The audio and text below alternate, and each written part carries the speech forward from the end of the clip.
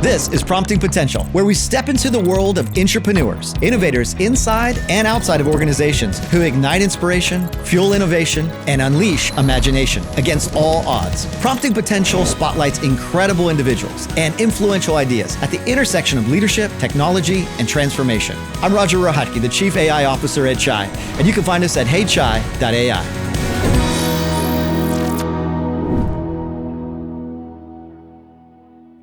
All right, well, welcome to Prompting Potential. Today, I'm joined by Suraiya Khoja, Vice President of Product and Enterprise Innovation at NRG.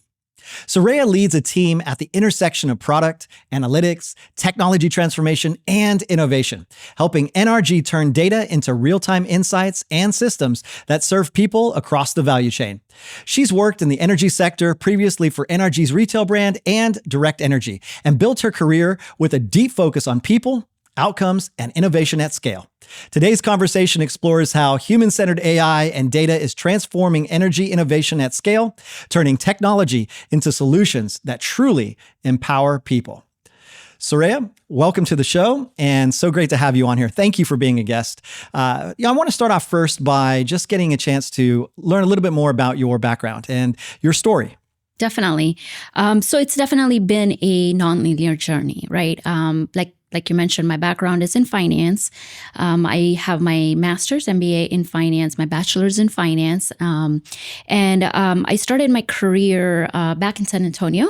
I worked with an engineering firm for 5 years. That's when I did my MBA. And then I came to Direct Energy in 2011. I started my role as a financial analyst. And throughout my journey at Direct Energy, I've done multiple roles from strategy, product, planning, sales operations, right? And my latest role there was data insights and analytics. So when NRG bought Direct Energy 4 years ago is when I came to NRG and led kind of enterprise data analytics teams, right?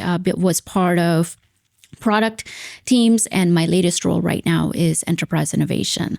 I think throughout my journey, and because my experience spans across strategy, cross-functional collaboration, I feel like I'm better positioned to drive innovation and product leadership at NRG.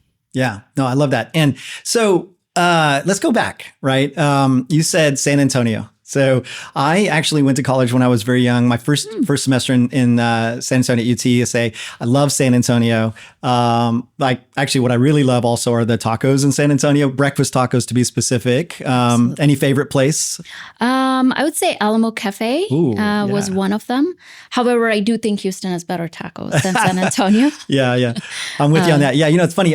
So Alamo Cafe, I loved it because when I was a young college student, I didn't have any money for fancy food or anything like that. So I'd go there, and instead of giving chips, they would give free tortillas. Yes. And so that was really what we would eat. We literally would just get the butter and put on some cinnamon and different things like that. And that was our lunch because I couldn't pay for those awesome fajitas they had there. But I think my favorite was Blanco Cafe on Blanco Road. Oh man, that takes me back. Yes, yes. No, I've heard San Antonio has evolved quite a bit when it comes to their food scene. But I was there when I was a student. So, of course, I couldn't explore as much as I can now, Houston. So I'm biased. Well, speaking of Houston, Houston has an incredible food scene, right? Yes, I think I was mentioning to you that my dad and his friends, when they came from India over here, they started the first Indian restaurant in the southern United States. So it was called the Tandoor, then became Bombay Palace, and then then it became Kiran's, which is a wonderful, amazing restaurant. Kiran Auntie is incredible. So much amazing food there. And it's funny because my father, when he came from India, and my mom, she came from Mexico, and they met here, and they have this rich story of what drove them to, come here to the United States, become so successful in what they've done today. Tell me about your background before San Antonio. Yeah, absolutely. So I grew up in India. I grew up in a very rural part of India, Gujarat, north of Gujarat, which is Kutch. And throughout my journey, I spent first 19 years, my high school there, right? I did not go to an English medium school, which means first language spoken wasn't in English, it was Gujarati. I came here to do my master's and bachelor's, of course. So coming here first time speaking English was a challenge, right? But that's taught me so much. And so that journey, then I did my bachelor's, my master's, not having family close by, but I had a strong support system. So that kind of led me to it. But being from a small part of a country where resources are challenging, limited, and 20 years ago, leaving the country, being a female, wasn't the easiest thing to do. However, with support of my parents, I was able to come here. So I think that kind of drives me who I am today. That has changed my thinking. That has built me into how I lead and drive teams.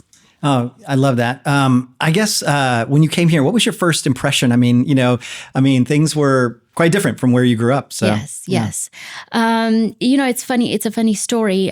So I come, like the part I come from, it's like a desert. So it's very hot. Very hot and dry there, not much rain and stuff. So I landed in San Antonio in May. So when I left India, I always used to think that it was going to be nice and cool and stuff. And I landed at the airport and it was hot. Yeah. And it was hotter than what it was back in India. So that was my first thing, is like, oh, okay, that's not what I thought, right? And so that was the first impression. And of course, San Antonio is a very kind of, relaxed town 20 years ago, right? So when you think of in America, right, when in India, you think of tall buildings and fancy things. But San Antonio felt like home at that time, just because I could resonate a lot with whether it's weather, people, very welcoming. So it was where I grew up in America is what I like to call it. Yeah. And what about the technology side of things? That had to be quite interesting for you. Yeah. So growing up in India, of course, the resources, we didn't have internet at that time. Television was limited, right? Coming to America 20 years ago, we didn't have iPhones. There was no FaceTime or WhatsApp, right? To call my parents, I had to use a little phone card, and you would scratch the number, and you would call them, and it would be charging. So you have to be quick because you have to spend money to call them. I remember times when I had to write them letters, right? FaceTime wasn't there. So you wouldn't see your parents unless you visited, right? So those were, yes, the challenges, but it makes me appreciate the technology that's there today. Kids and students who come here to pursue higher education, they don't have to worry about those things, so they can focus their energy and brain into the right thing. So I think, I see technology in a very different lens. I don't take it for granted because it was something that was very scarce back then. Yeah. It's interesting because, each generation has had their various degrees of it. Like I mentioned, my dad coming in the late 60s to, different groups coming over at different times. And now it's like this AI generation, it probably when students are coming over now, it just doesn't even feel like they actually even left because technology is so great in places around India and at least some of the places I've gone to. So, I think, the journey that you just described is phenomenal, right? And extremely inspiring. So thank you for sharing that. When you think about it and you think about your journey now in the context of business and where you are, tell me what you think might be a common thread in that journey that maybe pulled you toward product leadership or innovation and the things you're doing in technology. Yeah, definitely. So I think one common thread towards my non-linear journey has been technology to drive clarity and action, right? Whether it's personal or professional, technology always helps enhance what the potential is, right? We are today, whether it's in strategy, whether it's in analytics, whether it's a customer experience, using the data and the technology to enhance that has been the common thread in all my roles. Today, we use a product operating model, for example. And one thing I want to clarify here is when we talk about product, a lot of people think product is a tangible item, right? Or a thing, right? But in my current role, we are looking at technology products. We are trying to focus on building technology products that enhance the business value, that drive the business strategy forward.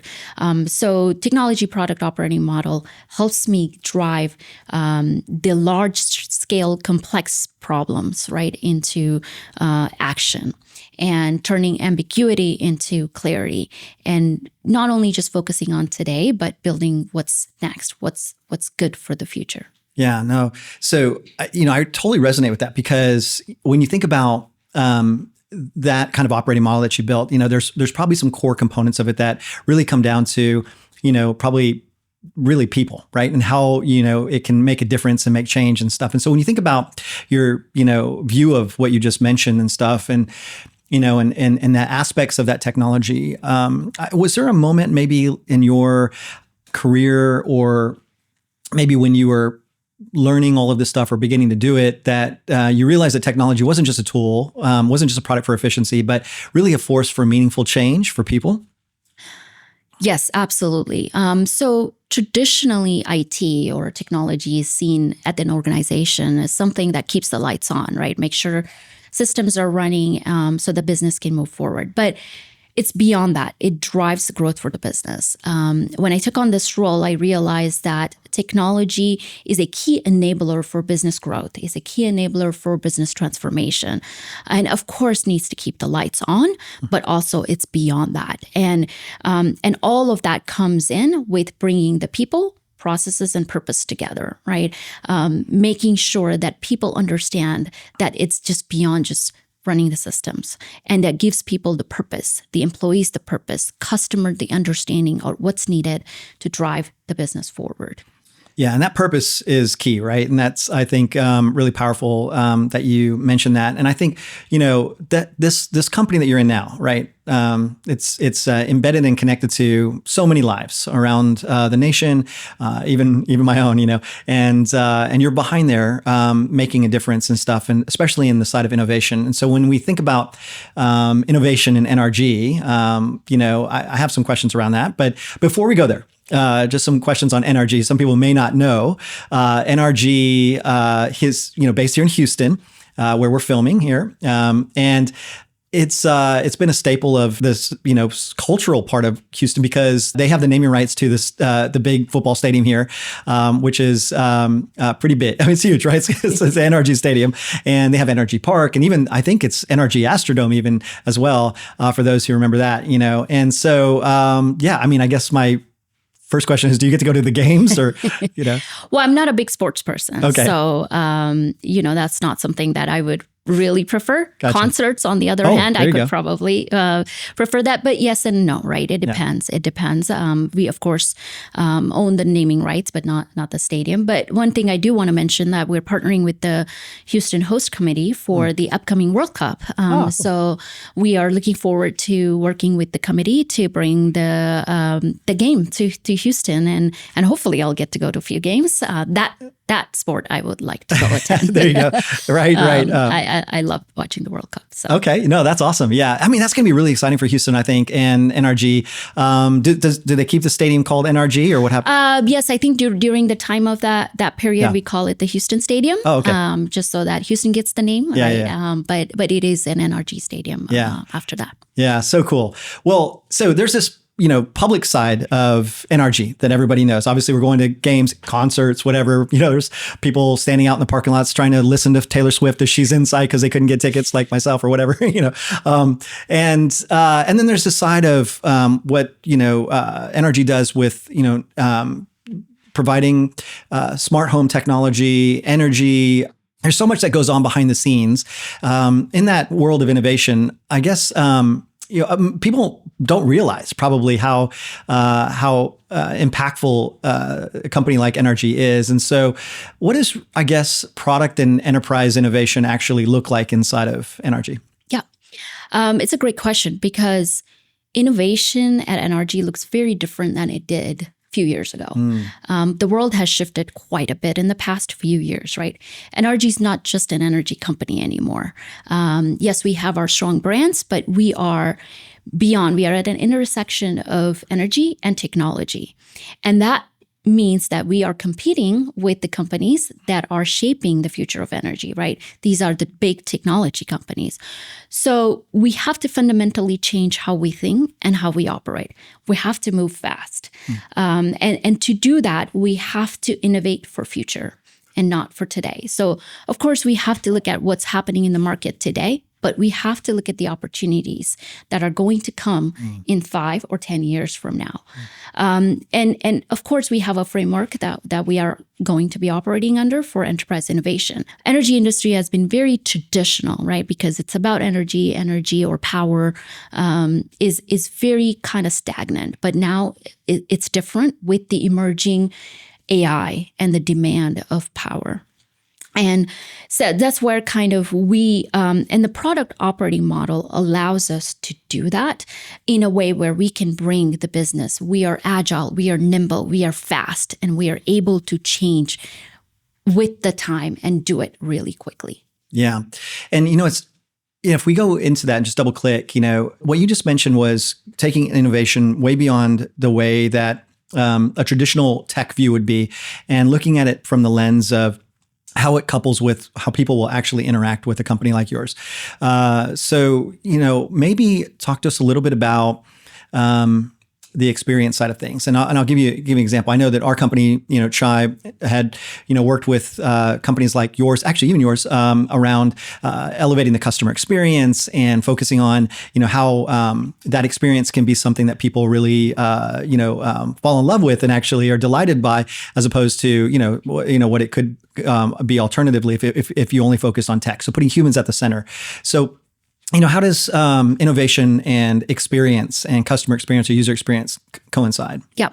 So at NRG, as we innovate and as we build our technology, right, instead of, again, like I said, keeping the lights on, we're always asking this question of how does that make our employees and our customers' life better, right? The enterprise innovation is looking across the enterprise. NRG has a very wide value chain. So making sure that we're innovating where we can connect different functions, whether it's residential, whether it's our CNI, whether it's our smart home arm, how can we leverage all the capabilities and the competitive advantage that we have?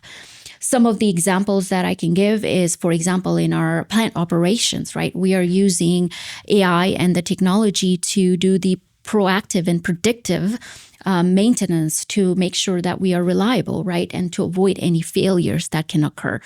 On the customer experience side, in our call centers, we are using our smart agents to drive the productivity of our agents and also increase customer experience. In our call centers, right? It's allowing the agents to be proactive and take more deals. So our win rates are increasing and also their NPS scores are going up. So we are leveraging the technology and AI across the board to make energy more efficient, more smarter, more personalized. And that's been phenomenal to see. Yeah.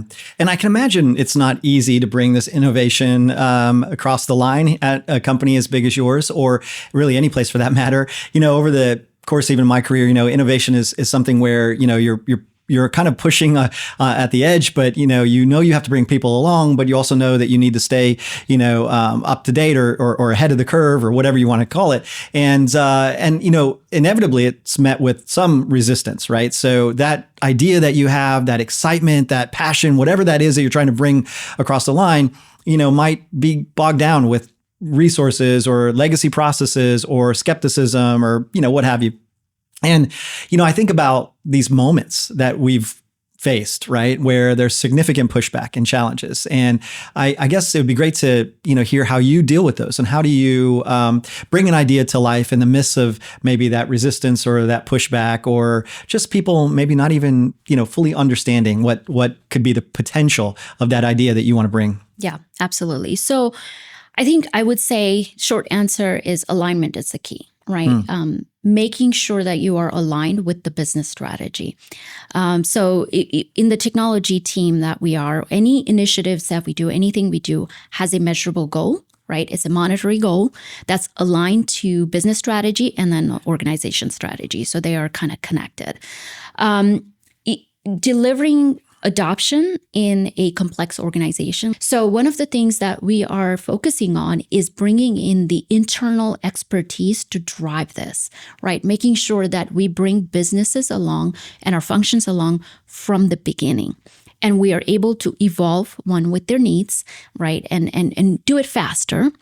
And if it's a completely outside the box idea, it has innovated and come from the business. So I think the key is to make sure that business has been bought in from the beginning and are up to date on the progress as we go through it, right? And that's one of the things this product operating model does, right? Is not just agile, but it's outcome based. And being partner with the business is a key. So if their needs are changing, technology is able to shift. And it's not like, hey, we're at the end. Now it's a completely different product than what you needed because business has shifted and we haven't been.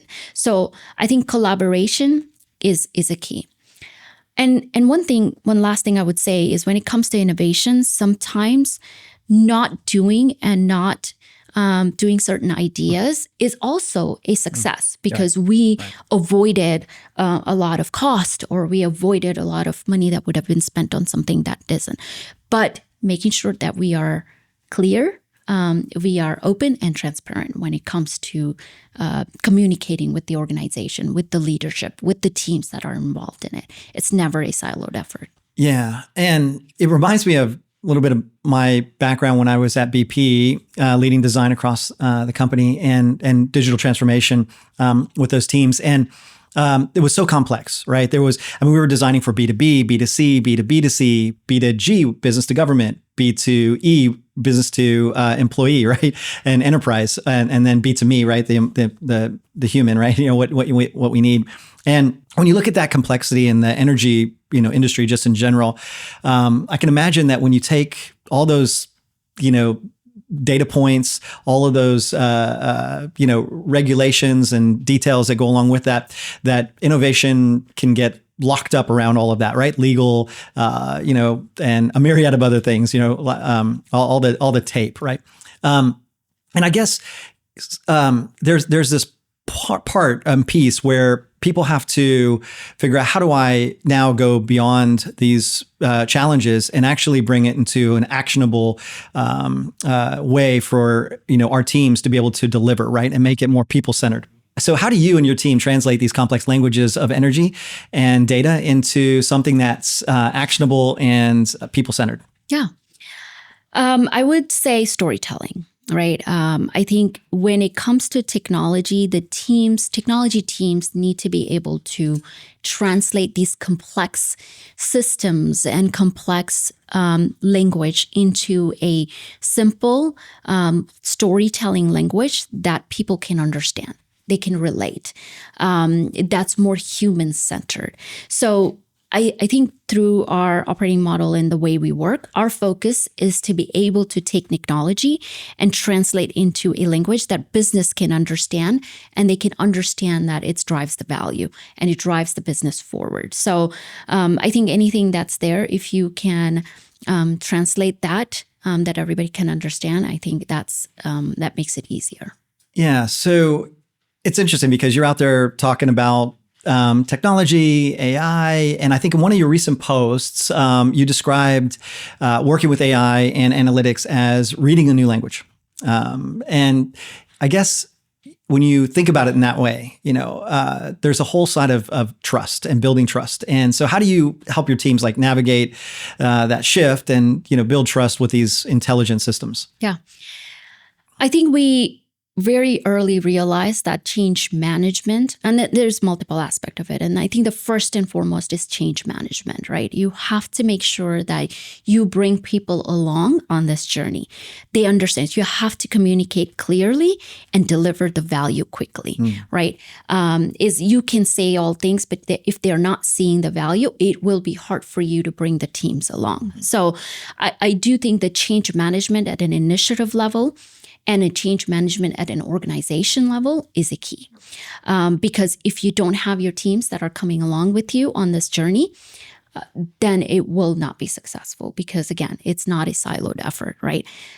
Transparency. You have to be transparent. You have to tell people and customers is how AI can help them. How does it work, right? It's there to provide them an additional partner. It's a capability. It's not a replacement. Like we like to call it, it's not an automation. It's about augmentation, right? It's about enhancement and not replacement. So I'm taking an example of AI, but it applies to any technology, anything that you bring to the organization. Make sure that your change management process is intact. Yeah, I'll never forget. Like I was working at this company one time, and when I had got in there was a stakeholder that said, "Hey, would you come help us, with one of our products?" And I said, "Okay, sure. What's going on?" And they said, "Well, we've launched our product, and it's now a month in, and nobody's using the product." And I said, "Well, what was your goal?" And they said, "Well, it was to launch it." And I was like, "Well, I mean, you did it. Yeah, congrats. That's awesome. But your goal wasn't to have it adopted, and that should have been the goal, right? And how do you go from launching to full adoption, right? And that adoption has to happen way before the product's ever launched, right? Absolutely. And there's that whole story that you brought up that you tell, which is a really powerful thing that you brought up there. And that story is and that language that you translate to people of how they can be a part of that really gets that change to become something that they want to do, right? Yeah. And I think you were hitting on something there around, this isn't just about automation or automating jobs away. This isn't about, AI for AI's sake, but it's about enhancing people, right? And so where do you see, I guess, AI delivering the most value in the context of all the things that we've discussed here? Yeah, I think it can apply anywhere, right? Personally, I see AI as more of a capability, right? It helps enhance the human potential, right? Is today we don't get to do all these things that we want to do. There's not enough hours in the day. So I think with AI, it could be anywhere. For example, at NRG, right? We have our smart agents in the customer care. They are not only increasing customer experience, but they're increasing the productivity of the agents that are communicating and collaborating with our customers by about 20%, right? Whether it's addressing emails, right, with the Gen AI solutions we have. And what this does is creates the space for people, employees, to do things that matter, right? Look at the business value instead of just doing the tasks day by day. So I see that as more of an enhancement of the human potential. And I think it's very important for business and organizations to see that and see AI and address AI as enhancing human potential to drive business value and not just automating, because you do need to bring that human side of things to anything you do, because customers are at the center of everything. And then customers need that human aspect. Right. When you think about it like that, which I think is really good, does any examples come to mind of how you've maybe taken innovation and given it a clear business, maybe focus, clear directive of human impact across NRG? I'll take an example of something that we recently did. That's basically using our AI, enhancing our AI capabilities to drive the personalization right into the customer experience to help customers do the smart energy management. So where we've partnered with Renew Home to drive this smart energy management, allow our customers to manage their energy usage efficiently, and also help Texas Grid. We have our smart home arm of Vivint, which we bought a few years ago. The tools and the devices that helped customers see the usage patterns or data that allows them to be more smart about their usage, right? And make the decisions that they need to make to deliver what they need for their home. So I think we are using our traditional kind of the approach, our energy with the new technologies that are there, and also helping the bigger picture. I think one other thing is, it's key for NRG to be more innovative now than ever, right? Because when I talk about the virtual power plant and all that stuff, with AI coming on, the demand of energy is increasing at an exponential rate. NRG needs to make sure that we are developing solutions that don't compromise our customer experience, the product that customers are using, right? So yes, we are going to have a huge demand for AI that is going to require this energy, but we cannot forget our customers. So we need to be innovative enough to identify these solutions that are there that are going to balance the both worlds. Yeah. Well, I mean, so you sparked a thought in my head. I remember hearing that the amount of energy it takes to power one generative AI video, like basic video, is equivalent to 120 some odd phones, smartphones, and that's just one video, right? So you can imagine, how exponential this is going to be, right? Yes, absolutely. I mean, Harvard, MIT have put out these articles where they talk about every bit, right? Every prompt, how much energy it takes to do the prompting. And when you look at that versus how much energy a household uses, I mean, it's phenomenal. Like how much by 2027 we'll be using quite a bit of energy unless we are innovative. Yeah. And I think that, with AI, like you're mentioning and the things, there's ways for, each home to be able to give back to the grid, probably do a myriad of other things. I'm sure you're exploring those and the future of cities and smart cities and things. So we'll get into that probably. Love to hear more about that. But I guess one of the interesting things about your role is that you sit in the intersection of product design, enterprise architecture, and innovation, right? And so, how can people who are watching this or listening to this think about how to balance all of that together? It's like balancing speed, security, user experience, right? In any industry. Yeah.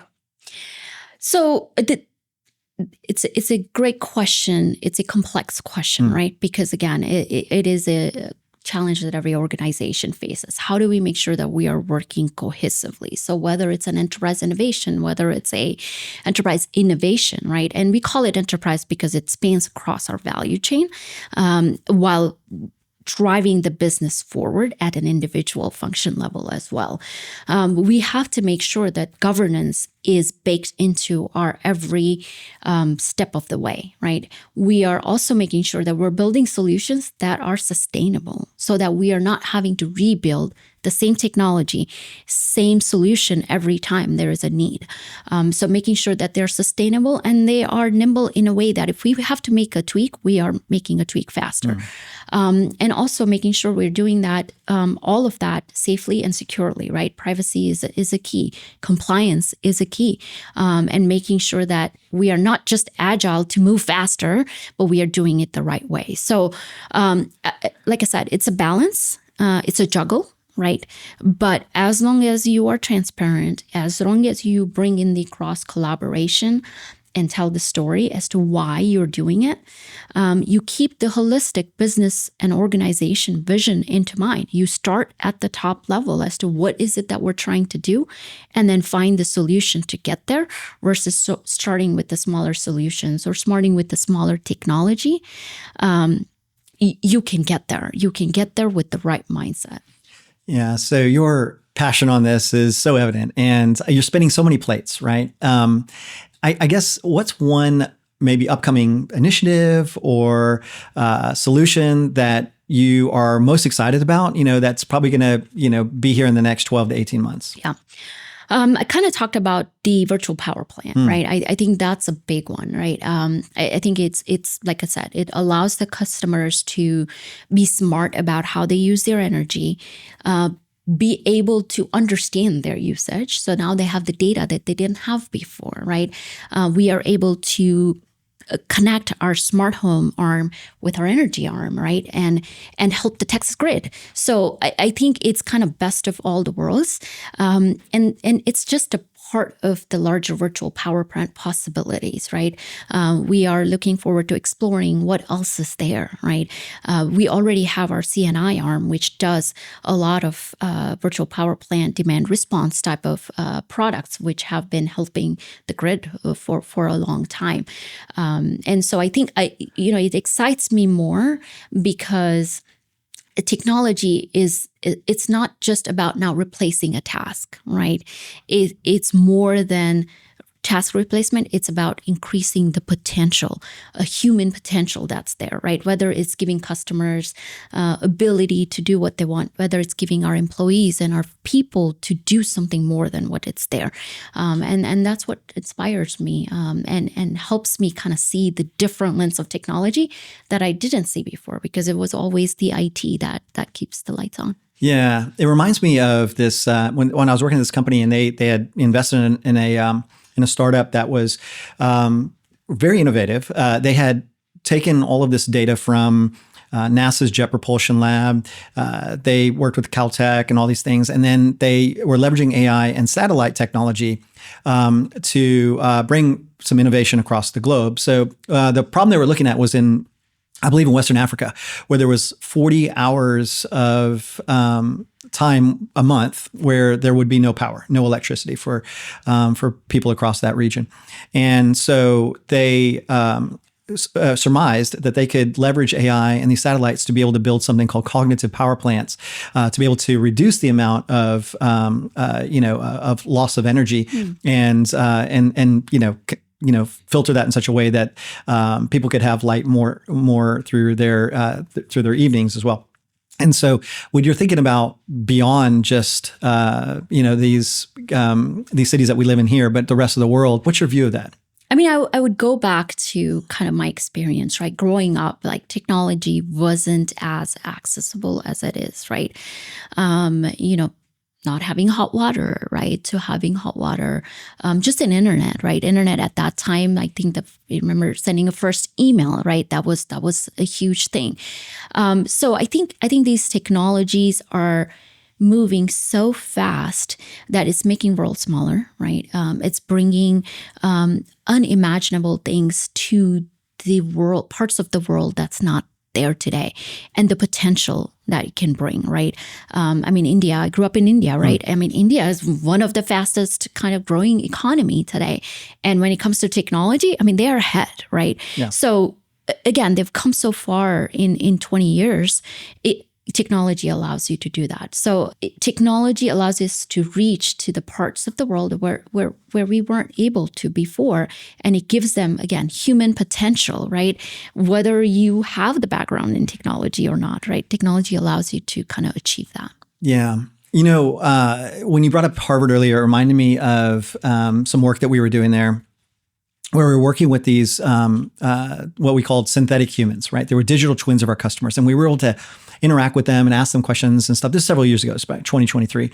And the responses that we got was fascinating, right? Sometimes it would be divergent, but other times it'd be very similar to how humans would respond or whatever. But I'll never forget one particular instance where we were, and this is, not exactly how it went, so I can, not give away too much there, but it's hypothetically like this, right? So, but imagine we were talking to one of the synthetic humans, and her name Lena. So she was giving us some information on the future of smart cities and some of the challenges with that, right? And she had kind of showed that you can't just turn a city smart easily, right? There's all these infrastructure challenges, there's legacy systems, there's legal things that have to be overcome, and all these things, right? And so the best way potentially is to just build one from scratch, brand new, right? And the question then became, okay, well, if you're going to build a brand new city, how do you get people there? Like, what are the things you need to consider? And she said, when you think about a human and people, and they have their immediate family, their home, their belongings, their pets, whatever.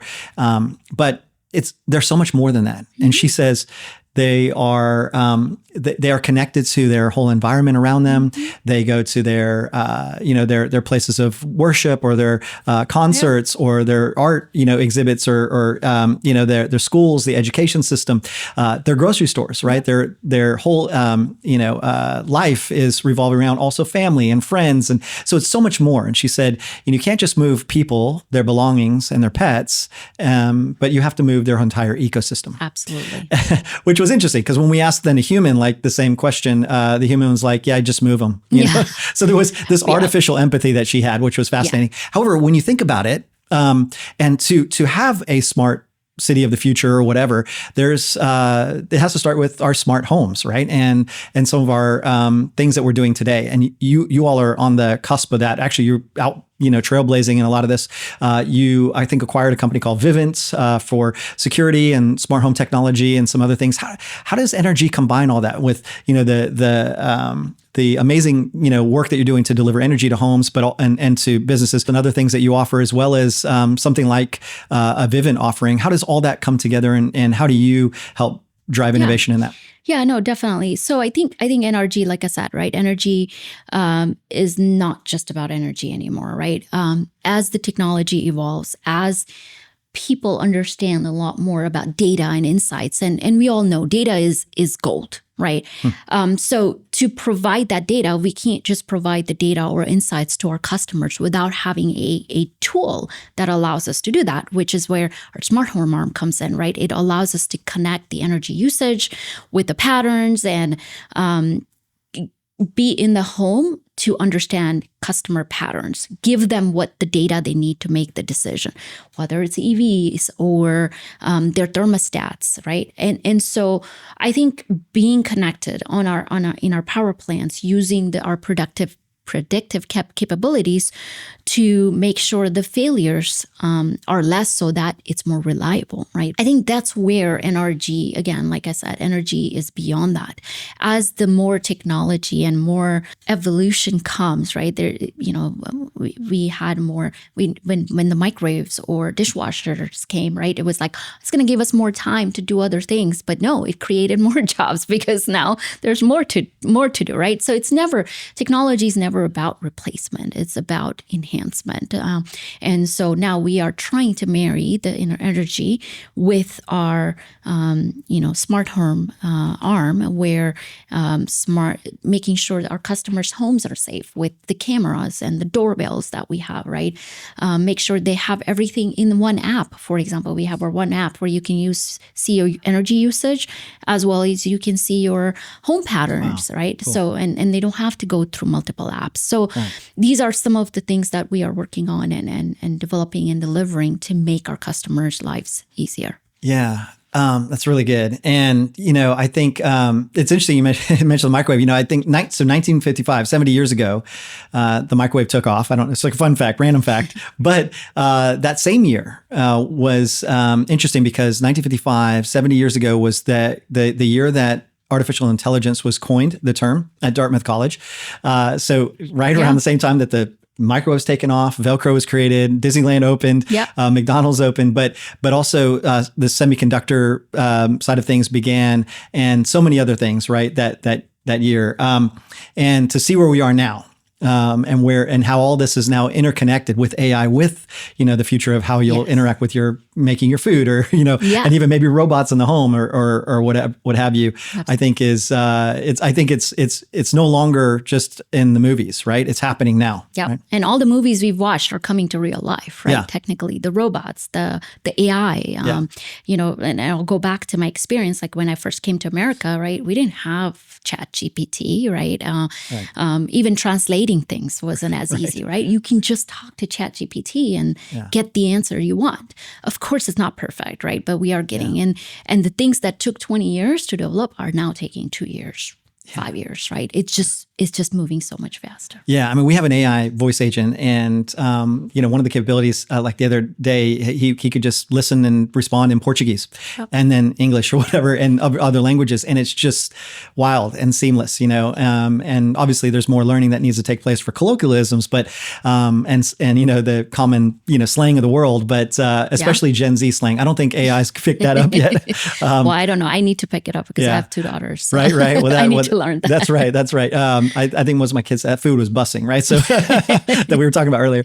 But look, I want to just kind of talk a little bit more about you, because I think people, like I mentioned, who are going to be listening and watching are going to be, I think, quite inspired, very inspired by you as much as I am.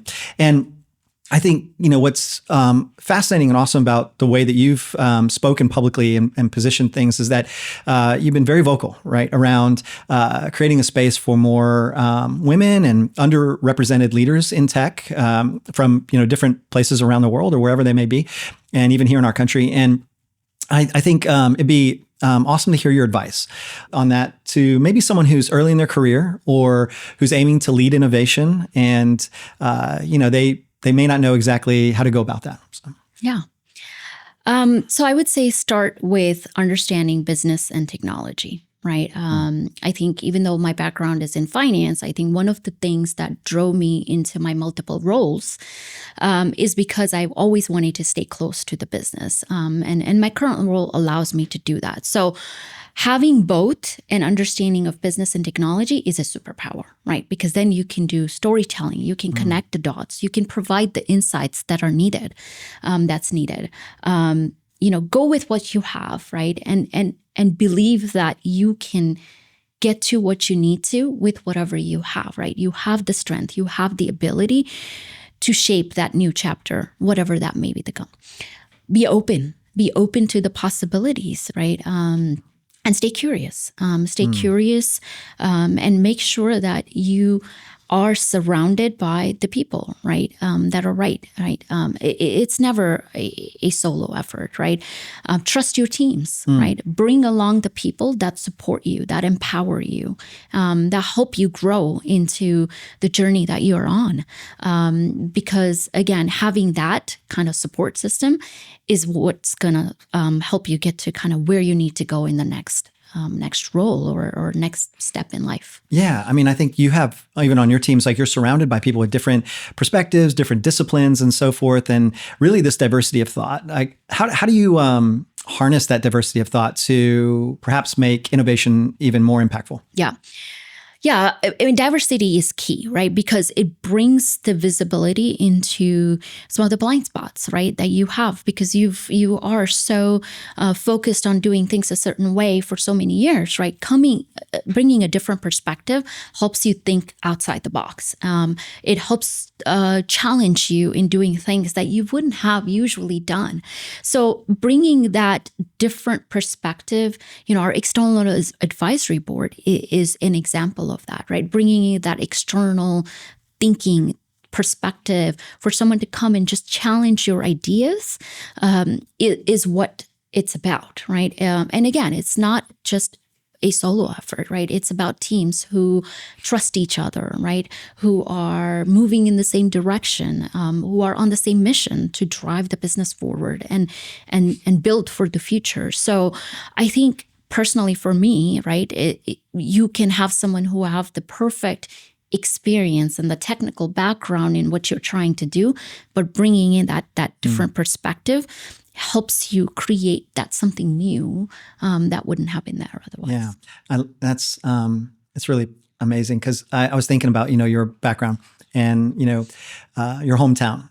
Do you get a chance to go back and visit? And when you do you get a chance to speak to the universities or schools or any young people there to tell them what their future could look like? Obviously, they're much more advanced these days, I'm sure, but Yeah, no, definitely way more advanced than it was. But yeah, I do go back quite a bit. Majority of my family is there, right? Like I said, I went to school there. I grew up there. I was one of the few females to leave not only the town but to country, right? Wow. Since then, there's a lot of them, right? So just being open about my journey, being open about my challenges, and sharing what it took to get there, and that it's possible. It is a key, right? And I take passion in that too, is to make sure that everybody sees that it's not easy and it's okay. It's okay to have the challenges, and anybody can do it. If I can do it, anybody can do it, right? So yes, I do. I share. I've gone back. I don't go as often anymore, just because I have very young kids. But hopefully in future, be able to do that more. Yeah. And I love how these, students and really anybody who's listening or watching can see that there's just, you're not boxed into one area or another. Like obviously you started your career, as you mentioned, in finance, and you have your MBA in finance, and then now you're in tech and digital and innovation and AI and all this stuff. And you've really just merged all that together. And it just shows, that the possibilities are endless when, that that's, the kind of potential that could be in your future, right? Yeah. Oh, as long as you're open-minded, as long as you're curious, and you're open to learning, right? And you you can learn things. Learning is never ending, right? You have to learn throughout your life, whether it's in personal life or in professional. So as long as you're open, right, and being open to the opportunities, right? Whatever comes your way, stay open to and believe in yourself that you can do it, right? And if anything, you'll learn from the experience. Yeah. So would you consider that maybe your mantra, or something that guides you and your approach to product and innovation? Yes, to a certain extent. I would say my mantra has been clarity over complexity, right? I think driving clarity it solves a lot of things when you are trying to execute, and value over volume. You don't have to do a lot of things. You can do one big thing, and that sometimes is good enough because it's a value add to the business. Okay. All right. Well, this has been great. And now we're going to jump into maybe a lightning round, a few questions, before we wrap here. But tell me one risk that you were glad you took.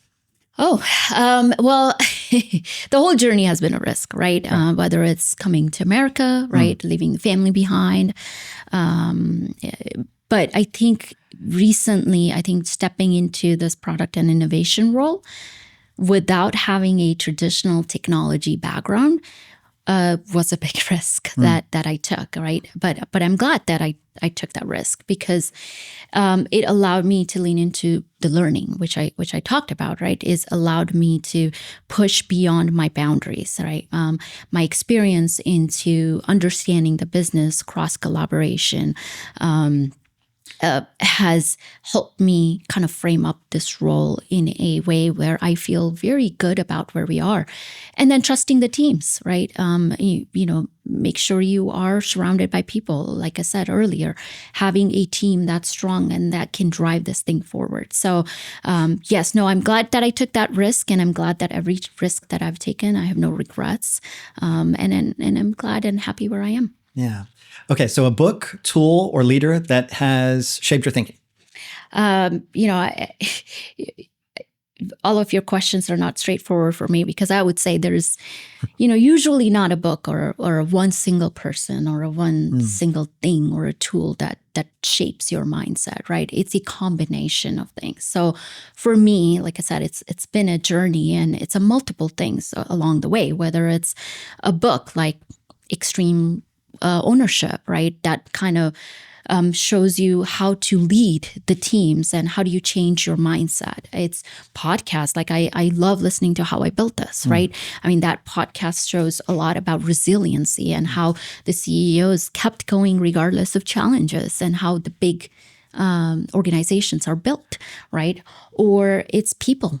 Right? People that I've worked with, teams I've worked with, my peers, my managers, my leaders that have shaped and framed the mindset that I have today and how I lead, how I look at things. I've had great coaches along the way, and I've been very blessed to be surrounded by people that have supported me throughout this journey and kept me going. So I would say as you just have to be evolving your leadership toolkit as you go to your journey. So I wish I could say it was a one thing, but it's a tough question. No, I'm glad you didn't actually. Well, I mean, sometimes it's cool, but I think here, you're right. I mean, I feel the same way, right? So many different people have helped me in my career and journey. I guess before we close, I want to ask you one more thing. If you could finish the sentence, prompting potential means? Prompting potential means meeting people where they are and understanding what they're capable of, right? And making them realize what they're capable of, mostly before they realized what they're capable of. Awesome. Well, Suraiya, thank you so much for being with me today. And I know people are going to be really excited and inspired after hearing this. And how can they find you? Can they, ping you on LinkedIn or? Yeah, absolutely. Suraiya.Khoja, LinkedIn. And thank you for having me. This has been a real pleasure speaking with you. Yeah, that's awesome. And maybe we'll see each other at the World Cup. Yep. Or at a taco place. Okay. That's awesome. All right. Thanks so much. Sounds good. Thank you. Well, it was so great to hear how Suraiya is driving human-centered innovation across energy, product, and AI. And I hope you were as inspired as I am. To everyone listening and watching, stay bold, stay thoughtful, and keep prompting your potential. See you next time.